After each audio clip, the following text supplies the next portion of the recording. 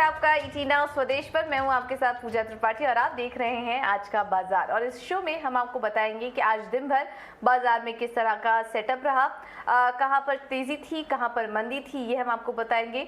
दिन के दौरान अहम खबरें कौन कौन सी आई और इसी के साथ ही साथ आपको ये बताएंगे कि ऐसे मार्केट में दिग्गजों का क्या मानना है। लेकिन चलिए सबसे पहले शुरुआत करते हैं मार्केट से। और आज हमने देखा कि निफ्टी 148 अंक गिरकर बंद हुआ। बीच में रिकवरी की कोशिश की, कई बार 17,000 लेवल को टच किया, लेकिन फिर वहां से ऊपरी स्तरों से गिरावट ही नजर आई। बैंक निफ्टी में भी करीब 600 अंकों की गिरावट। और अब बात करें सेंसेक्स की तो यहाँ पर करीब 500 अंकों की गिरावट देखने को मिली है। बीएसई में चढ़ने और गिरने वाले इंडाइसेस की अगर बात करें तो आज सबसे ज़्यादा वीकनेस देखी गई मेटल स्पेस में, करीब 2.5% नीचे था ये इंडेक्स। इसके अलावा बैंकों में, सरकारी कंपनियों, पावर कंपनियों में भी आज दबाव का माहौल था। वहीं हेल्थ केयर, आईटी और ऑटो, ये सभी इंडेक्स हरे निशान में बंद होने में कामयाब रहे। अगर सेंसेक्स के गिरने और चढ़ने वाले शेयरों पर नजर डालें तो आज हमने देखा axis bank, ITC, Reliance, SBI, HDFC, ये कुछ ऐसे स्टॉक थे जो कि कमजोरी के साथ बंद हुए। और आखिरी कुछ घंटों में बैंकिंग स्टॉक्स पर प्रेशर बनता हुआ नजर आया। वहीं Asian Paints, Sun Pharma, doctor Reddy's, Power Grid, Nestle, यहाँ पर अच्छी मजबूती देखने को मिली। एशियन पेंट्स में आखिरी कुछ घंटों में काफ़ी अच्छी तेजी और 3% ऊपर बंद हुआ ये स्टॉक। चलिए अब ये तो रहा बीएसई का एक्शन, लेकिन अब आगे बढ़ते हैं और समझ लेते हैं कि आज दिन भर का सेटअप कैसा था। और हमारे साथ डिम्पी जुड़ चुके हैं पूरी डिटेल्स लेकर। डिम्पी बताइए। आज मार्केट ने गैप के साथ ही अपने 200 दिन की एवरेज को तोड़ दिया था और आज उसने क्लोजिंग भी अपने 200 दिन की एवरेज के नीचे ही दिया है। अगर आप देखेंगे एडवांस डिक्लाइन के हिसाब से भी तो आज एडवांस डिक्लाइन भी बेहद ख़राब थी। सुबह 1100 शेयर डिक्लाइंस के साथ खुले और क्लोज होते होते 1300 शेयर आपको डिक्लाइंस के साथ बंद भी हुए हैं। मार्केट ने एक अटेम्प्ट तो लिया था, दिन में एक बार हरे निशान में भी पहुंचा, 17,000 के ऊपर भी आया, लेकिन उसके बाद सेलिंग प्रेशर डबल टेंडेंसी के साथ गया और उसने न केवल मार्केट को डैमेज किया, उसके 200 दिन के एवरेज को फिर से खराब किया, बल्कि डेज लो पे जाके बंद हुआ है। एक्चुअली में अगर आप परसेंटेज में ज़्यादा डैमेज देखेंगे तो आपको बैंक निफ्टी में डबल गिरावट दिखेगी निफ्टी के मुकाबले, और वहाँ पे करीब 1.5% तक का नुकसान आया, क्योंकि निफ्टी में काफ़ी हद तक फार्मास्यूटिकल्स और आईटी ने काफ़ी हद तक का डैमेज को कंट्रोल किया है। खैर अब आगे बढ़ जाते हैं। निफ्टी में आज गेनर्स कौन कौन से थे, पहले मैं जरा वो आपकी स्क्रीन पर रखता हूँ। एशियन पेंट्स के अंदर आज काफ़ी स्ट्रॉन्ग मूव आया और बैक टू बैक 3-4 दिन से चल रहा है। सस्ते क्रूड इसके बेनिफिशियरी है और आगे चल के जो डिमांड बढ़ रही है उसका बेनिफिट भी एशियन पेंट्स के पास आ रहा है। सन फार्मा और डॉक्टर रेड्डीज दोनों फार्मास्यूटिकल्स की कंपनीज आज शुरुआत में हरे निशान में आ गई थी और उसके बाद से इन्होंने ताज़ा खरीदारी देखी। इनका रोल ओवर का नंबर भी ठीक ठाक है, ये 2% आज ऊपर गई हैं। आयशर मोटर्स के अंदर भी आज अच्छी खरीदारी होती दिखी है। आज एस्कॉर्ट्स और साथ ही साथ M&M जैसे शेयर्स के अंदर भी शुरुआत में आज अच्छी बढ़त थी, लेकिन दबाव वाले शेयर्स भी आपकी स्क्रीन पर आएंगे। यहाँ पर आप जो शेयर्स देख रहे हैं उसमें से मेटल्स के शेयर्स शुरुआत में आपको 2 दिखेंगे, हिंडाल्को और JSW स्टील, क्योंकि ग्लोबली जो रिसेशन की बातचीत हो रही है मेटल के लिए सबसे ज़्यादा नुकसानदायक होती है, इसलिए आप यहाँ पे देख रहे हैं बैक टू बैक 3-4% तक की आज भी गिरावट इसमें देखने को मिली है। आज एक डिफेंसिव आईटीसी के अंदर भी क्रैक आ गया और रिलायंस इंडस्ट्रीज ये शेयर नहीं चल रहा, इस वजह से भी मार्केट को किसी तरह का कोई सपोर्ट नहीं मिल रहा और ये शेयर बैक टू बैक टूटते हुए अब 2300 की कैटेगरी में आ चुका है। आते हैं मिड कैप श्रेणी के अंदर, वहाँ पे क्या होता है वो दिखा है। अगर आप मिड कैप में देखेंगे तो उसका इंडाइसिस कल तो हरे निशान में बंद हुआ था, लेकिन आज वो भी लाल निशान में जाके बंद हुआ है। और इसमें बढ़ने और गिरने वाले शेयर्स अगर आप देखेंगे तो रैमको सीमेंट एक ऐसा शेयर है जहाँ पे आज आपको खरीदारी देखने को मिल रही है। इसके अलावा Aditya Birla finance, fashion, Glenmark जैसे शेयर्स के अंदर आज खरीदारी हुई है। ये शेयर सारे वही शेयर्स हैं जो थोड़े डिफेंसिव इन नेचर हैं, या तो ये फार्मास्यूटिकल से जुड़े होंगे, या तो ये एफएमसीजी से जुड़े होंगे, या तो ये आईटी से जुड़े होंगे। इसी में तीसरी कड़ी में अगर आप देखें तो डॉक्टर लाल पैथ लैब जैसे शेयर्स या फिर डायग्नोस्टिक वाले शेयर्स भी काफ़ी अच्छे से चल रहे हैं। आज इन्होंने भी मजबूती फिर से दिखाई है। डॉक्टर लाल पैथ है एक ब्रेकआउट का शेयर भी बना है। अब आते हैं इसी छोटे मझोले शेयर्स की गिरावट वाले शेयर्स के अंदर कि वहाँ पर नुकसान कहाँ पे था। एज स्मॉल फाइनेंस, ये शेयर आज जोरदार टूटा, करीब 4% नीचे आ गया। इसके अलावा ऑयल इंडिया के अंदर आज 3% तक का नुकसान था। नुकसान आरती इंडस्ट्रीज के अंदर भी था और JSW स्टील के अंदर भी था।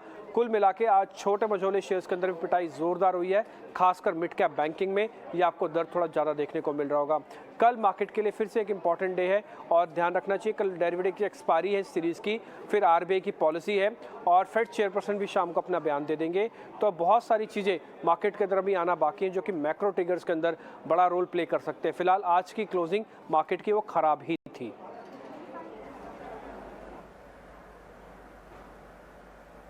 ऑल राइट, बहुत बहुत शुक्रिया डिम्पी ये सारी जानकारी देने के लिए। तो बेहद ही खराब क्लोजिंग आज देखने को मिली और कल है सितंबर सीरीज की एक्सपायरी भी। अब देखना होगा कल के दिन बाजार में किस तरह का मूवमेंट देखने को मिलता है, लेकिन आज का दिन बेहद ही कमजोर रहा भारतीय बाजारों के लिए।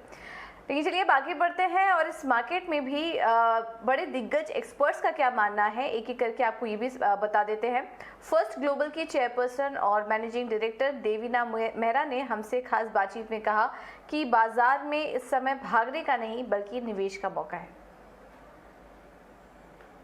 सबसे बाजार में जो चीज सबसे ज्यादा जरूरी होती है कि आप अपना दिमाग थोड़ा सा शांत रखें और बहाव जिस ओर जा रहा है, जिस ओर सब लोग बात कर रहे हैं, उस तरफ नहीं जाते चले जाए बिना सोचे समझे। तो अब जहां तक मैंने कहा, जैसे कि जून के बाद बाजार भारत का है जो वो ऊपर गया, तो अभी एकदम से आप नहीं एक्सपेक्ट कर सकते कि अगले 2-3 महीने में भी उसी तरह का रिटर्न आएगा। तो हो सकता है वॉलेटिलिटी रहे, हो सकता है साइडवेज रहे, पर बहुत ज्यादा डाउनसाइड भी नहीं लगती है। तो अभी भी ऐसा समय है कि आपको अब निवेश करना चाहिए। अभी मतलब बाजार से भाग जाने वाला समय नहीं है, लेकिन आपको वो थोड़ा सोच समझ के करना पड़ेगा। 2021 वाला मामला नहीं है कि सभी कुछ ऊपर जाएगा, तो थोड़ा सोच समझ कर करिए। तो उसी हिसाब से अभी जितना कुछ अंतर्राष्ट्रीय बाजारों में हो रहा है उससे हम लोगों को क्या फर्क पड़ रहा है। एक तो आप डॉलर के बनस्पत तो रुपया काफी नीचे गया, ये चीज की भी मैं पिछले 8-10 महीने से बात कर रही थी कि इस साल वो होने ही वाला है और वो हो रहा है। बिल्कुल है। तो ये थी देवीना मेहरा बाजार पर अपनी राय देते हुए। अब आगे बढ़ते हैं और देश में नवरात्रि के साथ त्योहारों की चौतरफा धूम मची हुई है। दशहरा से लेकर दिवाली तक कंपनियों ने कंज्यूमर को अपनी ओर आकर्षित करने के लिए नए नए ऑफर्स भी लेकर आ रहे हैं। ऐसे में मारुति के सेल्स एंड मार्केटिंग के सीनियर ईडी शशांक श्रीवास्तव से खास बातचीत की हमारे संवाददाता दानिश आनंद ने और उनसे ये जानने की कोशिश की कि इस त्योहारी सीजन उनकी क्या तैयारी है।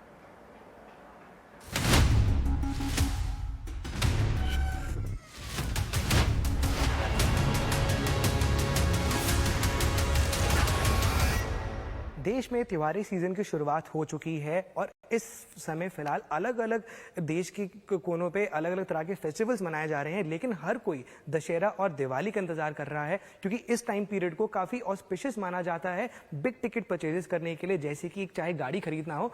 और हम इस समय मौजूद हैं मारुति सुजुकी के हेडक्वार्टर्स में दिल्ली में और हमारे साथ जुड़े हैं mister Shashank Srivastava, senior ED sales and marketing और Maruti Suzuki India. Sir, ET Now Swadesh से बात करने के धन्यवाद। हम इस समय फेस्टिवल सीजन के बीच में हैं। सबसे पहले सर आपकी प्रिपरेशंस क्या है वो हम जानना चाहेंगे। देखिए, हर बार की तरह हमने ये देखा है कि प्रिपरेशन बहुत ज़रूरी होती है, क्योंकि ये आपने सही फरमाया, ये एक ऐसा दौरानिया होता है जब पूरे देश में, खासकर उत्तर देश हमारे भारत में या सेंट्रल इंडिया में, ईस्ट इंडिया में और वेस्ट इंडिया में काफ़ी ये फेस्टिवल बहुत ज़ोर शोर से मनाया जाता है। तो इस बार भी हमने तैयारियां की हैं। हमने देखा है कुछ ऐसे बहुत ही ऑस्पिशियस दिन होते हैं जिसमें बहुत सारे कस्टमर गाड़ी लेना चाहते हैं, डिलीवरी लेना चाहते हैं, जैसे धनतेरस। तो उस तरह के दिनों में हम स्पेशल अरेंजमेंट्स करते हैं डीलरशिप्स पे कस्टमर्स का ज़्यादा ख्याल रखने का, क्योंकि वो कई बार प्रोसेस लंबा होता है, क्योंकि बहुत सारे कस्टमर गाड़ी लेते रहते हैं, कुछ एक्सेसरीज फिट कराते हैं, उसमें भी वक्त लगता है। तो मैन पावर की हम एक स्पेशल ट्रेनिंग करते हैं कि कैसे लार्ज नंबर ऑफ कस्टमर्स को हैंडल किया जाए। और इस बार भी हमने देखा कि डिमांड की साइड पे अच्छी डिमांड आई है और पिछले करीब 1-1.5 साल से थोड़ा सप्लाई साइड के कॉन्स्टेंट्स रहे हैं सेमीकंडक्टर की वजह से, और यही वजह है कि हमारी जो पेंडिंग बुकिंग्स हैं वो काफ़ी बढ़ी हुई हैं। मारुति सुजुकी की 4,40,000 पेंडिंग बुकिंग्स हैं, और लेकिन ये मॉडल वाइज अलग अलग हैं। तो हमें ये भी कंज्यूमर को की ये भी तैयारी करनी पड़ती है कंज्यूमर्स को बताने के लिए कि वो जो वेटिंग पीरियड है वो क्यों है, और ये एक्सप्लेनेशन हमें देना पड़ता है। और अगर कुछ और उनको इंतज़ार करना है तो उनको हमें एग्जैक्ट वेटिंग पीरियड भी बताना पड़ता है।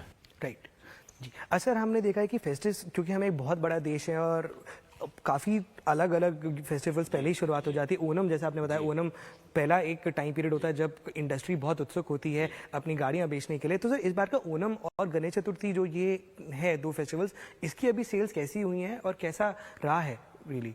जी, आपने बिल्कुल सही फरमाया। हमारे मुल्क में जो त्यौहार होते हैं वो अलग अलग वक्त पे होते हैं और इसका आगाज़ जो है साल का त्योहारी जो दौरानिया है उसका आगाज़ जो है केरला से होता है, जहां 17 अगस्त से ओणम का शुरुआत होती है। इस बार हमने देखा कि करीब 10 से 15% डिमांड में जंप आई है, लेकिन हाँ रिटेल अफेक्टेड था क्योंकि इन्वेंट्री कम थी और कुछ मॉडल्स में जैसे मैंने बताया वेटिंग पीरियड है और गाड़ियाँ अवेलेबल नहीं हैं, लेकिन डिमांड अच्छी रही है और हमें उम्मीद है कि ये दशहरा और जो दिवाली का जो पीरियड है जो हमारे ज़्यादातर देश के हिस्सों में मनाया जाता है उसमें भी डिमांड अच्छी स्ट्रांग होगी। राइट सर, आपने अभी 2 महीने पहले आप 2 नए अपने प्रोडक्ट्स वापस लेकर आए हो। अब हमने देखा कि विटारा भी एक ऑल न्यू अवतार में आई है, तो आपने एक अच्छी एसयूवीज मार्केट में वापस आप लेकर आए हैं। तो डिमांड इन दोनों गाड़ियों की कैसी है और ओवरऑल ऐसी कौन सी सेगमेंट्स हैं, कौन सी गाड़ियां हैं जिन पर हम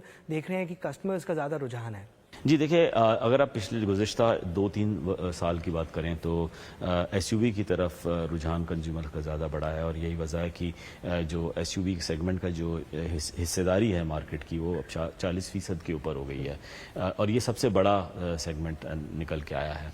और एंट्री लेवल एसयूवी में हमारी विटारा ब्रेजा है और उसने बहुत अच्छा परफॉर्मेंस रहा है। जब से ये लॉन्च हुई है ये नंबर 1 गाड़ी रही है उस सेगमेंट में और हमारी जो नई ब्रेजा है उस पर करीब 1,25,000 के करीब बुकिंग आई हैं अभी तक और पिछले महीने वो एसयूवी में नंबर 1 गाड़ी रही है। और अब हम मिड एसयूवी सेगमेंट में नई ग्रैंड विटारा उतारने जा रहे हैं जिसका सेल का आगाज़ जो है हम पहले नवरात्रे से करेंगे 26 सितंबर से। और अभी हमने उनकी प्राइस तो हमने अब कीमतें नहीं बताई हैं बाज़ार में, लेकिन फिर भी हमने देखा कि अच्छा ट्रैक्शन है और 55,000 से ज़्यादा हमारे पास बुकिंग अभी तक आ चुकी हैं। और फोकस डालते हैं एक और ऑटो कंपनी पर। टाटा मोटर्स ने टियागो का इलेक्ट्रिक वेरिएंट लॉन्च कर दिया है। सृष्टि शर्मा बता रही हैं कि क्या खास बात है इस नई ईवी में।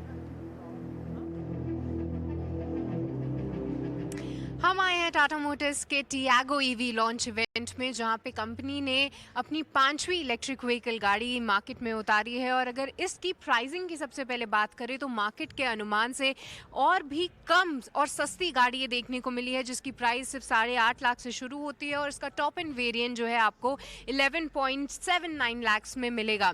अगर अब इस गाड़ी की रेंज की बात करें तो 2 डिफरेंट बैटरी पैक्स में ये गाड़ी हमें आती हुई दिखेगी, जो कि सबसे पहले स्मॉलर रेंज में 19.2 किलोवाट की इसकी बैटरी पैक है जो कि आपको रेंज देगी करीब 250 किलोमीटर का। और अगर इसके हायर रेंज की बात करें तो इसमें करीब 24 किलोवाट की बैटरी पैक लगेगी, जो कि आपको 315 किलोमीटर का रेंज देंगी एक सिंगल चार्ज में।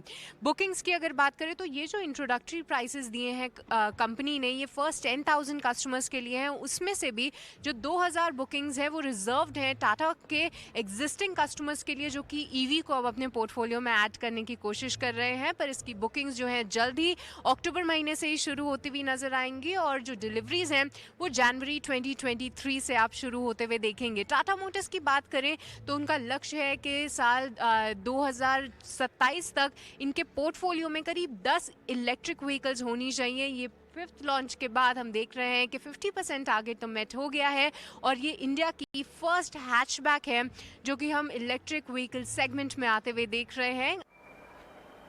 और अब रुक करते हैं अगली खबर का। दरअसल केंद्र सरकार की ओर से दिवाली से पहले केंद्रीय कर्मचारियों को तोहफा दिया गया है। सरकार ने केंद्रीय कर्मचारियों का महंगाई भत्ता यानी कि डीए 4% बढ़ाने का फैसला किया।